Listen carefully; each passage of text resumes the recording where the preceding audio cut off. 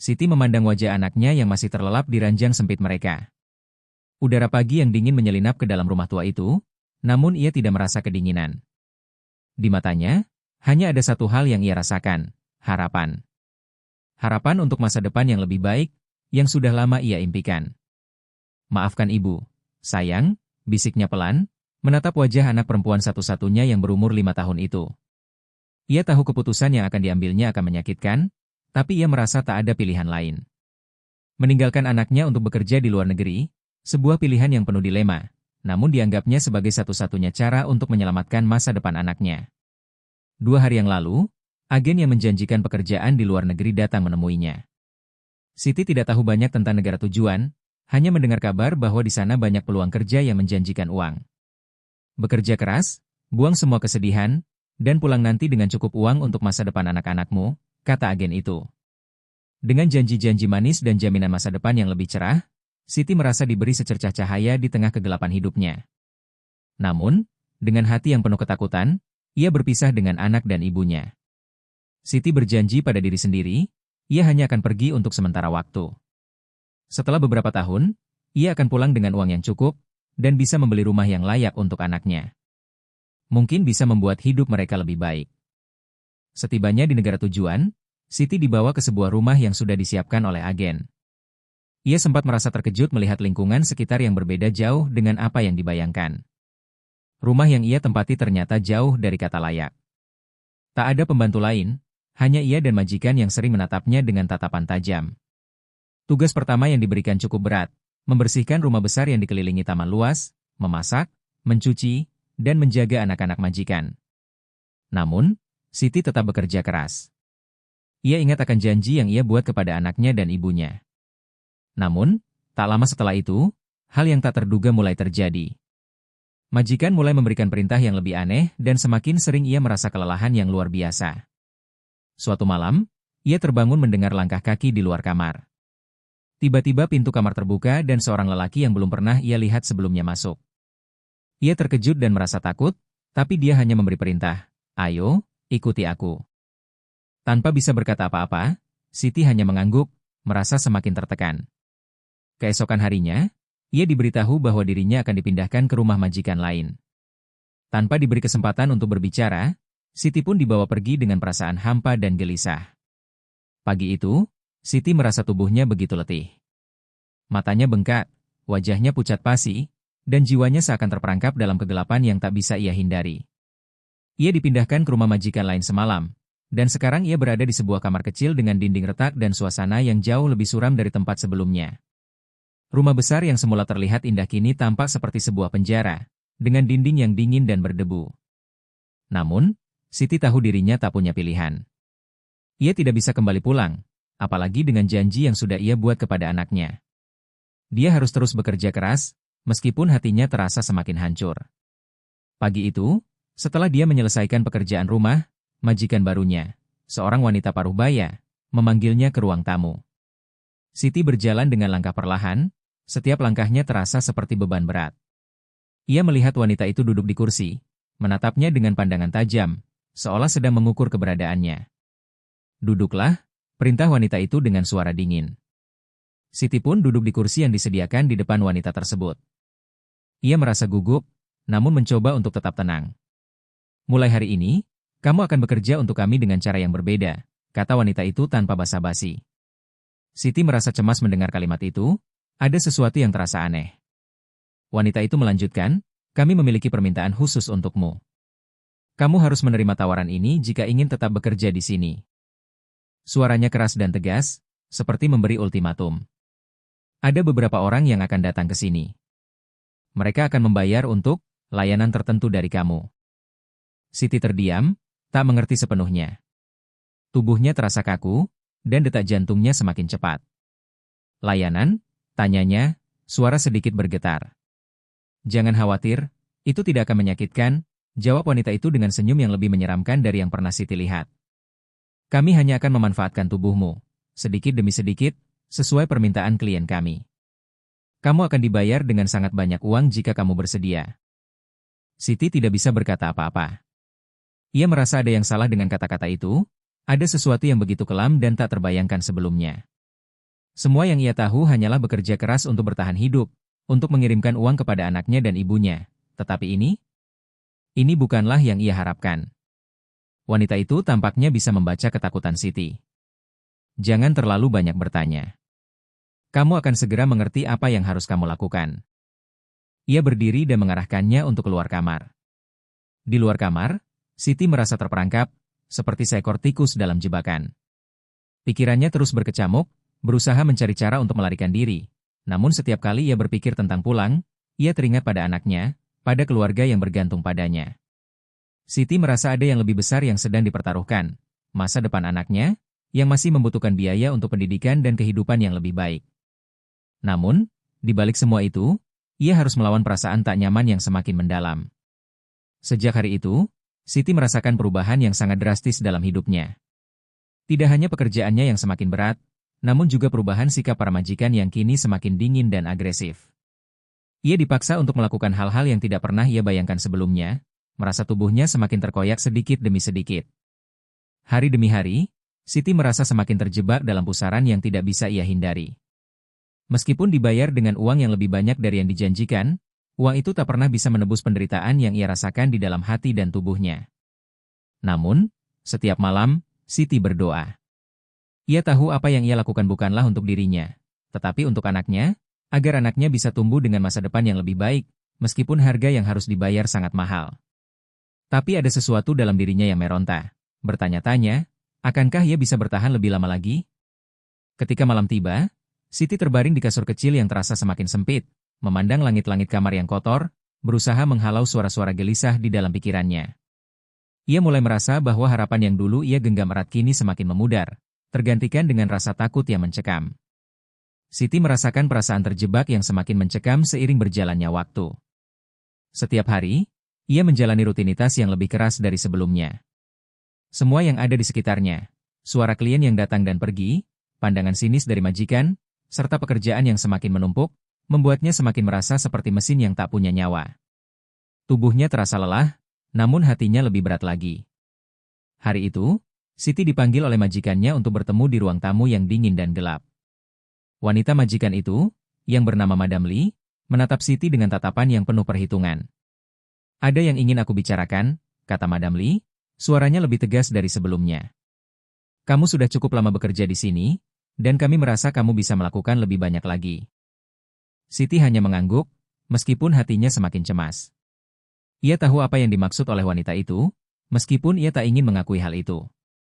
Dalam beberapa minggu terakhir, klien-klien misterius yang datang ke rumah ini semakin banyak, dan perintah yang diterima Siti semakin tidak wajar. Ia tidak tahu apa yang mereka lakukan di ruang bawah tanah setiap kali mereka datang, namun ia tahu itu pasti tidak baik. Madam Li melanjutkan pembicaraan dengan tenang, seolah sedang membicarakan hal biasa. Mulai malam ini, kami sangat memilih, dan mereka ingin kamu memenuhi kebutuhan mereka. Tapi tenang, semua ini akan memberi banyak uang, lebih dari yang kamu bayangkan. Siti mendengarkan kata-kata itu dengan berat hati, mencoba menahan air matanya yang hampir keluar. Semua yang dijanjikan agen kini terasa seperti kebohongan besar. Uang yang dijanjikan tidak ada artinya dibandingkan dengan penderitaan yang ia alami. Di dalam hatinya, Siti merasa dirinya semakin jauh dari anaknya, dari rumahnya. Setiap kali ia mendengar suara tawa anak-anak di luar rumah, ia merasa seperti kehilangan bagian dari dirinya sendiri. Tugas yang diberikan padanya semakin berat, bukan hanya fisik, tapi juga emosional. Ia merasa tubuhnya tak lagi miliknya sendiri. Ada yang lebih besar yang sedang dipaksakan padanya, dan itu membuatnya semakin terpuruk. Namun, meskipun hati Siti penuh dengan rasa sakit, ia tak bisa pergi begitu saja.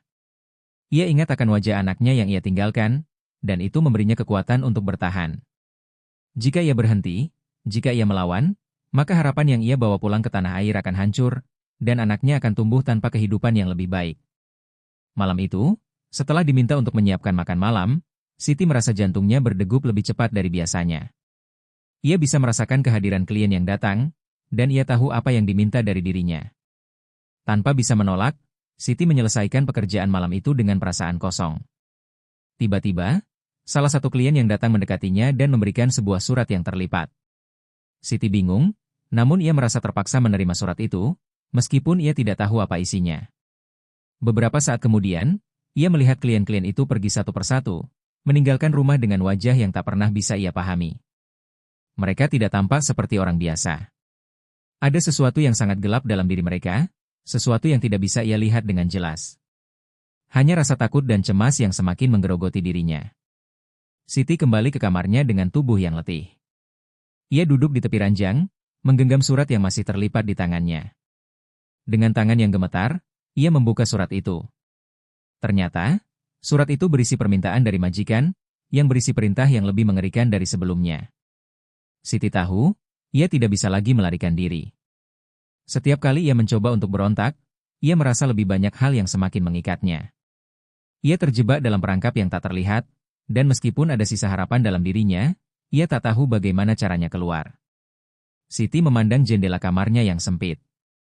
Malam semakin larut, dan ia hanya bisa berharap agar ada jalan keluar yang bisa membebaskannya. Namun, yang lebih ia takuti adalah kenyataan bahwa semakin hari, harapan itu semakin pudar. Apakah aku akan bertahan? Pikirnya dalam hati, sambil menatap langit malam yang tak terlihat. Atau akankah aku hanya menjadi bayang-bayang dari diriku sendiri? Hari-hari terasa semakin berat bagi Siti. Setiap pagi, ia terbangun dengan tubuh yang lelah, dan setiap malam ia tidur dengan perasaan yang lebih kosong. Pekerjaan di rumah majikan baru semakin menumpuk. Setiap tugas yang diberikan, semakin menguras fisiknya. Namun yang lebih menyakitkan adalah kenyataan bahwa tubuhnya sudah tidak lagi miliknya. Setiap kali klien datang, ia dipaksa untuk melayani mereka dengan cara-cara yang membuatnya merasa semakin terhina. Ia merasa dirinya hanya sebuah benda yang bisa diperjualbelikan. Di balik pintu kamar yang sempit itu, Siti sering menangis tanpa suara.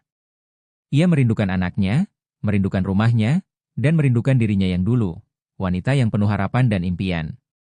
Kini, ia hanyalah bayangan dari orang yang dulu ia kenal. Hanya ada rasa sakit, ketakutan, dan kekosongan yang menguasai dirinya. Namun, di tengah penderitaannya yang semakin mendalam, sebuah kejadian tak terduga terjadi. Suatu malam, ketika ia sedang menyelesaikan pekerjaan rumah, Siti mendengar suara ketukan pintu yang berbeda dari biasanya. Ketukan itu terdengar lebih keras dan lebih mendesak.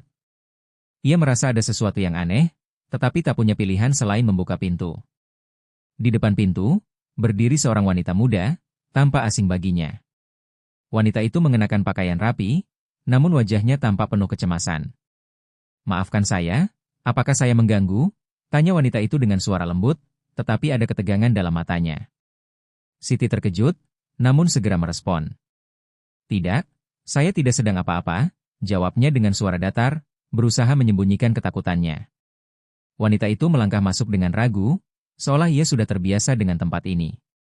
"Saya datang untuk melihat apakah kamu baik-baik saja," katanya, lalu menatap Siti dengan tatapan yang penuh kepedulian.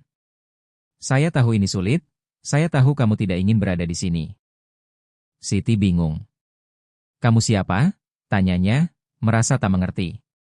"Siapa yang berani datang ke rumah ini? Ini bukan tempat untuk orang asing." Wanita itu menarik napas panjang, kemudian menjawab dengan suara yang pelan namun tegas, "Saya juga seorang pekerja seperti kamu. Saya tahu apa yang sedang kamu alami, dan saya ingin membantu. Saya bisa memberimu informasi yang mungkin bisa membebaskanmu dari tempat ini." Siti terdiam. Kata-kata itu seperti secercah cahaya dalam kegelapan. Ia merasa terkejut, sekaligus bingung. Selama ini, ia tidak pernah merasa ada harapan untuk keluar. Setiap kali ia berpikir untuk melarikan diri, rasa takut selalu membelenggunya. Namun sekarang, ada seseorang yang menawarkan jalan keluar. Siti merasa keraguan menguasainya. "Apa yang bisa kamu bantu?" tanya Siti, suaranya bergetar, namun penuh harapan. Wanita itu mendekat dan berbicara dengan lebih hati-hati. "Ada sebuah jaringan yang bisa membantu perempuan-perempuan seperti kita untuk melarikan diri dari tempat ini. Mereka memiliki jalur untuk membawa kita keluar dan memulai hidup baru. Tapi untuk itu, kita harus siap menghadapi risiko besar." Siti merasa hatinya berdetak lebih cepat. "Tapi, bagaimana jika kita tertangkap?" tanyanya, mata penuh ketakutan. Ia tahu betapa berbahayanya melawan para majikan yang memiliki kekuasaan besar ini. Wanita itu mengangguk. "Memang ada risiko, tapi lebih baik kita melarikan diri daripada tetap terjebak di sini. Aku tidak bisa memberi jaminan, tetapi aku tahu ada cara. Kita hanya perlu sedikit keberanian." Siti terdiam sejenak, mencerna kata-kata itu. Ia merasa hatinya torn antara rasa takut yang mendalam dan keinginan untuk melarikan diri dari kehidupan yang penuh siksaan ini. Ia ingin sekali pulang ke rumah, kembali kepada anaknya, namun ketakutan akan kehilangan semuanya begitu besar. Apa yang terjadi jika mereka tertangkap? Apa yang akan terjadi pada anaknya jika ia tidak kembali?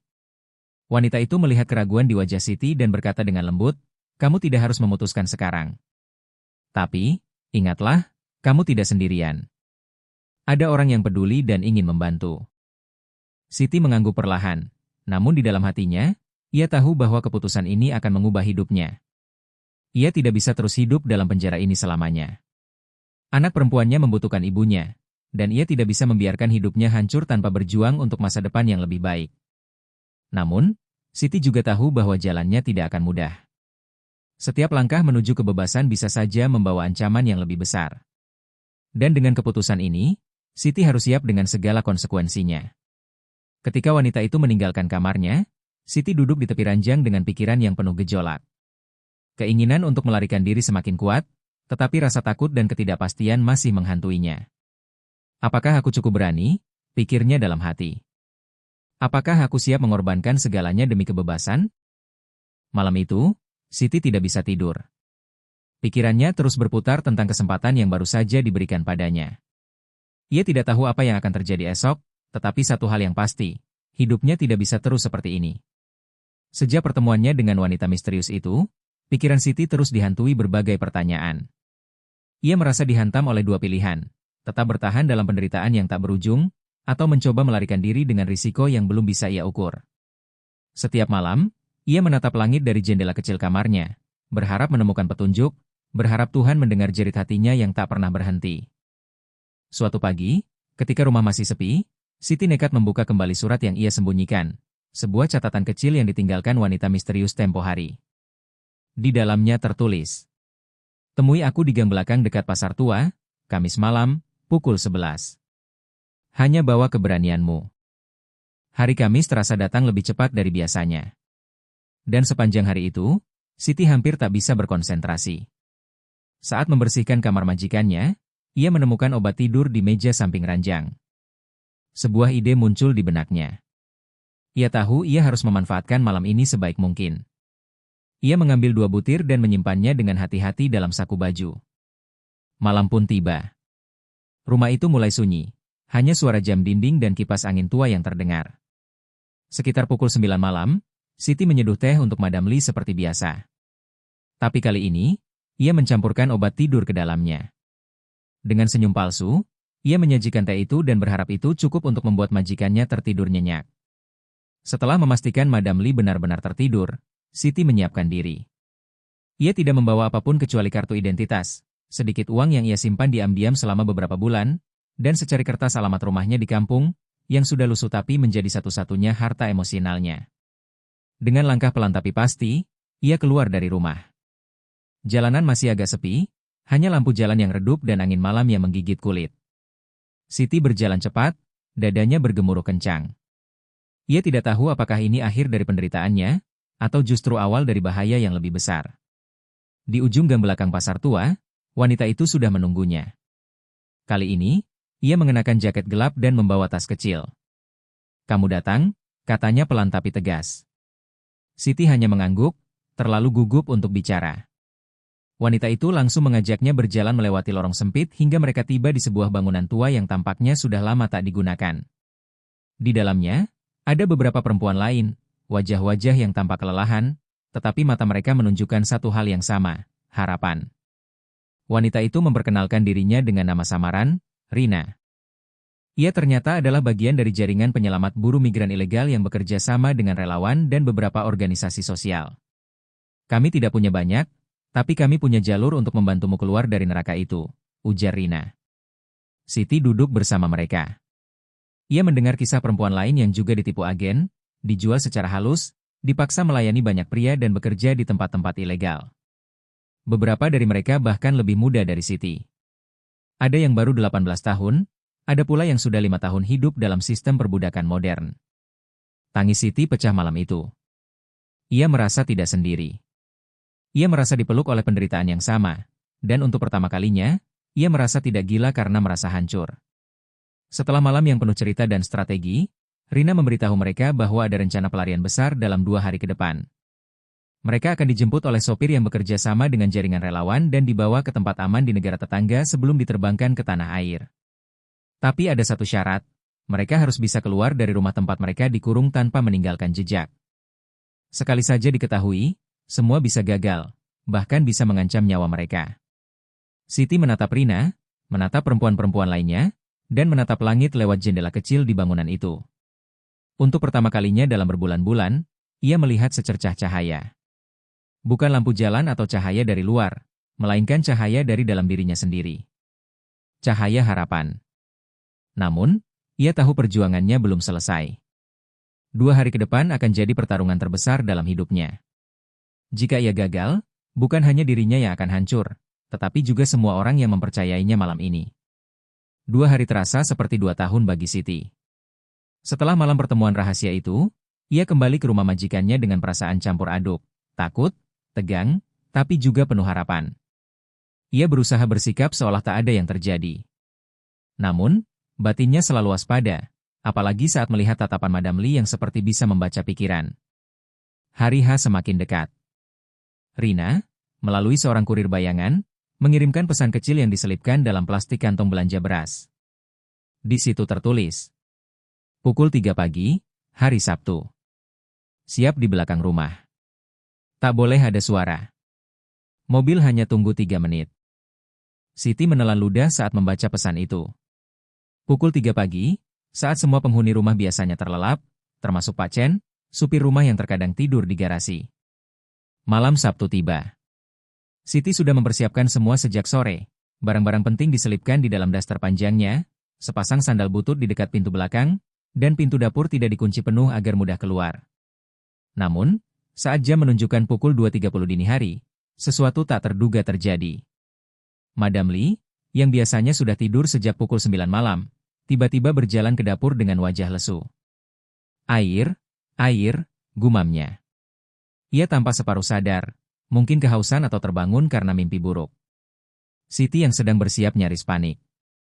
Ia buru-buru berlari kecil dan mengambilkan air, mencoba menutupi kegugupannya. Tangannya bergetar saat menyerahkan gelas. Madam Li menatap Siti dengan tatapan samar. "Kamu, kenapa berkeringat?" tanyanya tiba-tiba. Siti tergagap. "Tadi saya mimpi buruk." Madam bangun dengan jantung berdebar. Madam Li hanya mengangguk pelan, lalu berjalan kembali ke kamarnya dengan langkah malas. Siti menunggu beberapa menit di dapur, memastikan suara pintu kamar tertutup rapat. Lalu, ia menatap jam dinding, pukul 2.56. "Waktunya," bisik hatinya. Dengan napas terengah, ia membuka pintu belakang dan melangkah pelan keluar. Gelap, dingin, dan sunyi. Langkahnya nyaris tanpa suara. Begitu tiba di titik pertemuan, lampu sorot kecil dari jauh menyala 1 kali, tanda dari sopir yang sudah menunggu. Tanpa pikir panjang, Siti berlari kecil menuju mobil van abu-abu yang menunggu di balik pagar tembok. Begitu ia masuk, sopir menoleh singkat, memastikannya, lalu langsung tancap gas. Di dalam mobil, sudah ada 3 perempuan lain. 2 di antaranya ia kenal dari pertemuan sebelumnya, dan 1 lagi terlihat lebih muda, tampaknya baru saja diselamatkan dari rumah lain. Tak ada yang bicara dalam perjalanan. Semua hanya duduk diam, wajah-wajah mereka pucat tapi tegang. Sopir hanya berkata, "Kita hanya harus lolos dari 1 pos pemeriksaan. Kalau itu lolos, kita aman." Namun, hidup tidak pernah sesederhana itu. Sekitar 20 menit setelah mobil berjalan cepat di jalanan kota, lampu depan menyala terang dari arah berlawanan.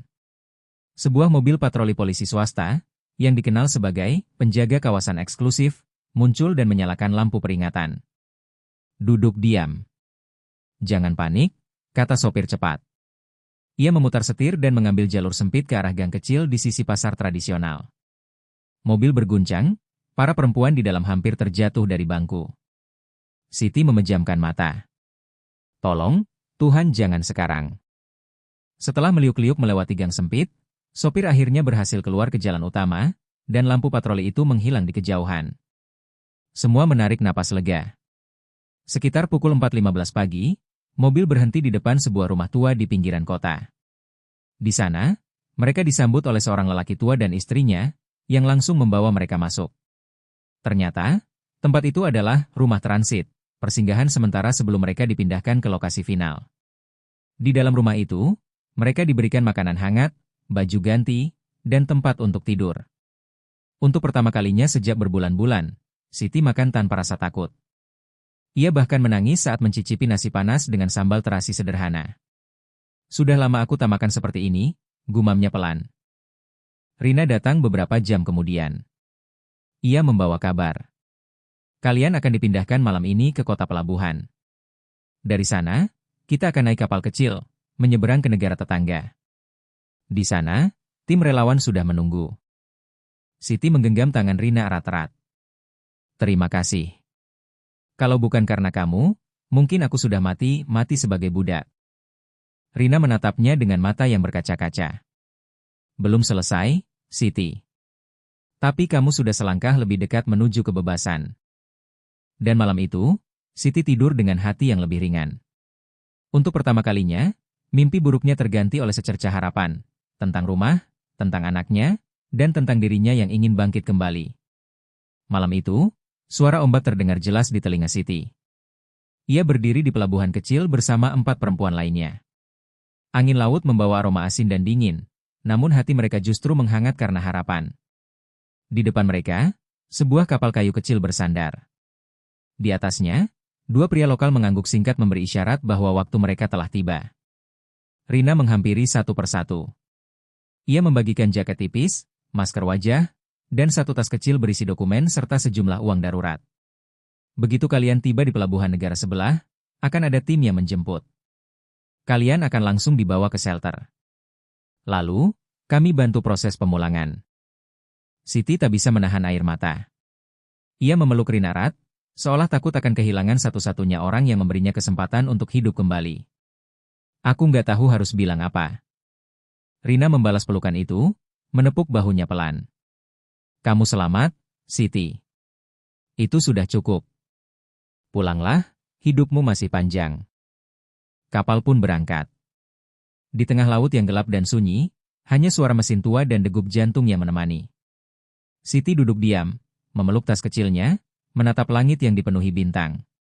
Hatinya berdoa, memanggil nama ibunya, anaknya, dan Tuhan. Semoga ini benar-benar perjalanan menuju akhir penderitaan.